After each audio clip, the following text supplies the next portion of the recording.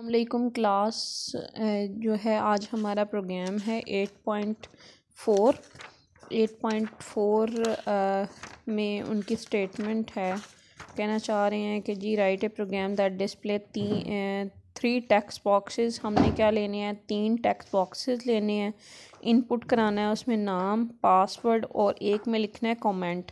आप एक बात याद रखिएगा कि जिस सेक्शन में जिस टेक्स्ट बॉक्स में हमने कमेंट लिखना होता है उसकी विड्थ ज़रा ज़्यादा रखी जाती है। The content of first text box should be selected automatically. पहले का टेक्स्ट वो कहते हैं automatically select when it get focus, जब वो फोकस हासिल करे यानी कि उस पर कर्सर लाया जाएगा। The second text box should be locked if password is not secret.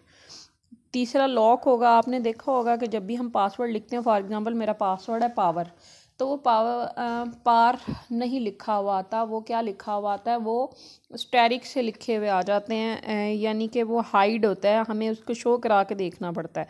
It should be unlock again if the user double click it. वो कहते हैं डबल क्लिक करेगा तो शो हो जाएगा। जिस तरह से हम थोड़ा सा आई का बटन लगा होता है, हम शो करा सकते हैं उसको। The third text box should input comment in more than one line.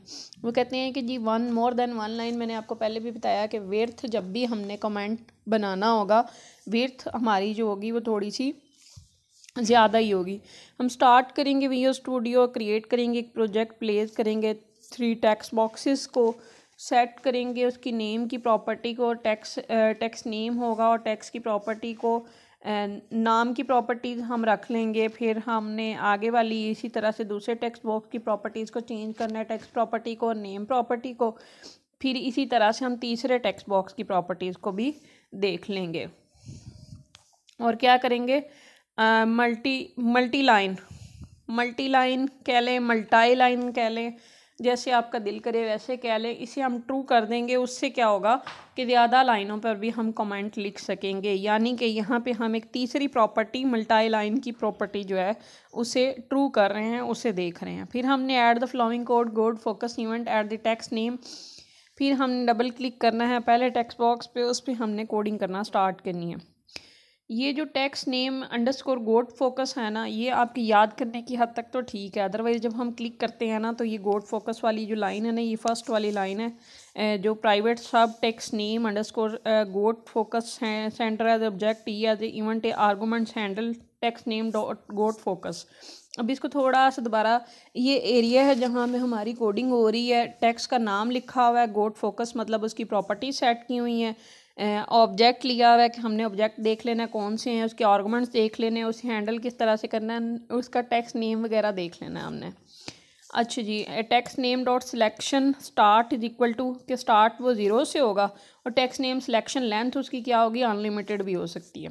ठीक है, या हम जितनी सेट करना चाहें, length into text name dot text की जितना टेक्स्ट होगा उतनी ही उसकी लेंथ होगी।